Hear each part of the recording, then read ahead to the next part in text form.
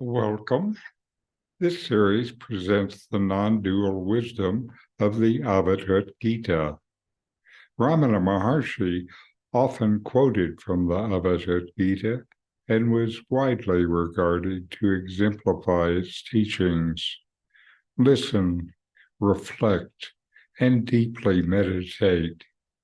Know yourself. This is Richard Clarke. Today I will read from and comment on Chapter 1, verses 15 to 17 about who you are not. I will also give you inquiries that might deepen your experience of these verses. Verse 15, neither unity nor separation exists in you nor in me. All is Atman alone. I and you and the world have no real being. 16. The subtle faculties of touch, taste, smell, form, and sound, which constitute the world without, are not yourself, nor are they within you. You are the great, all-transcending reality. 17. Birth and death exist not in the mind nor in you, as do also bondage and liberation. Good and evil are in the mind and not in you. Beloved, why do you cry? Name and form are neither in you nor in me. My comments. Let's examine these verses, and I'll explain them in the context of Ramana Maharshi's teachings and Advaita Vedanta. Verse 15, neither unity nor separation exist in you nor in me. All is Atman alone. I and you and the world have no real being. Verse 15 reflects the essence of non-duality. It states that neither unity nor separation exists in the ultimate reality, referred to as Atman. Atman is the true self, the divine essence that pervades all beings.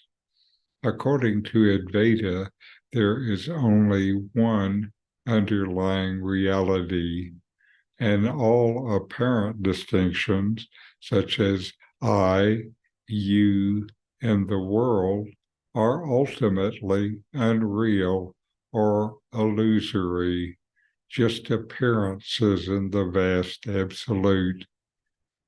The verse tells us that our identification with individual entities and the world is based on false perceptions and ideas, and the ultimate reality is the undivided, non-dual Atman. To inquire into this, first, question your identity. Examine your sense of self and identity. Ask yourself, who am I?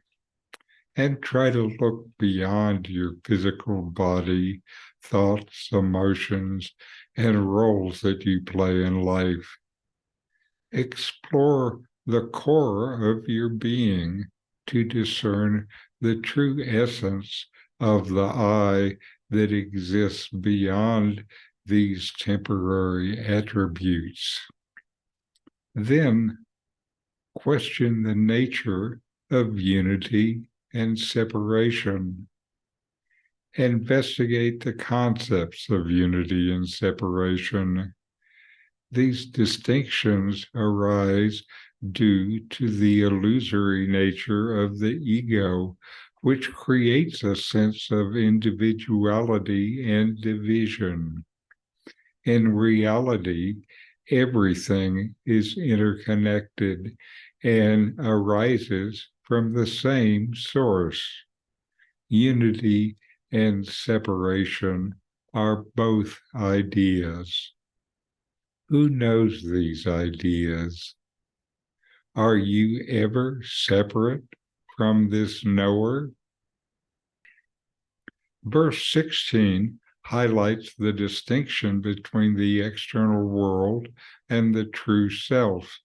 It states that the sensory experiences we perceive, touch, taste, smell, form, and sound, are not our true selves, nor are they inherent within us.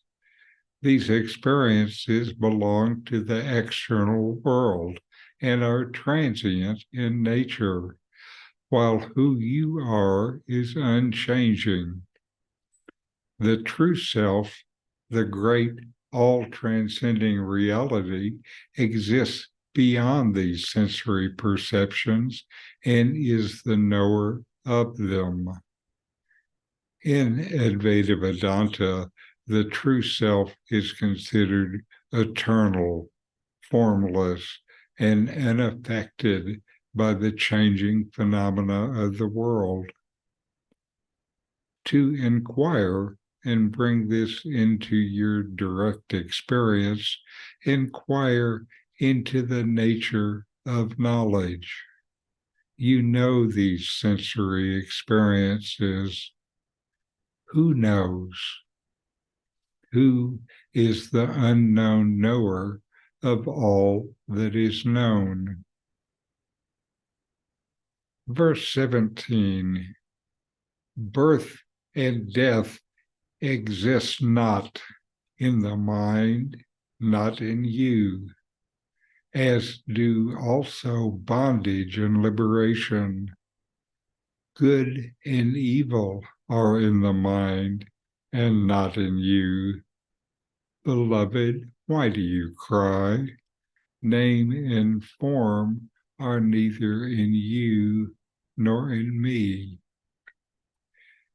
Verse 17 explores the nature of the mind and its influence on our perception of reality. It states that concepts such as birth, death, bondage, liberation, good and evil are not inherent in the true self or the ultimate reality. Instead, these concepts exist within the realm of the mind, which is conditioned by thoughts, beliefs, and conditionings. Concepts are just ideas, just mental constructions.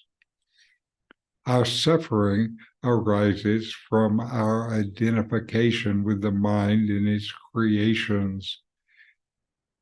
It reassures us that the true self, the Atman, is beyond these mental constructs and untouched by the transient nature of the world. The verse ends with, beloved, why do you cry? Asking, why do you suffer? None of the attachments you suffer over are real. They are just appearances in your unchanging being. To bring this into your direct experience, inquire. Attachments are just thoughts. Are thoughts reality? Thoughts come and go. Thoughts only have the power that you give them. Who knows these thoughts? Are you a thought?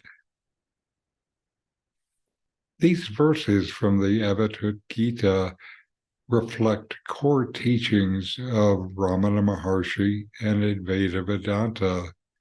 They emphasize the non-dual nature of reality, the illusory nature of individual identities in the world, and the importance of transcending the mind's limitations to realize the eternal truth of the Atman, of yourself. Thanks for watching. If you enjoyed this Ramana Maharshi video, subscribe, like, and send me a comment.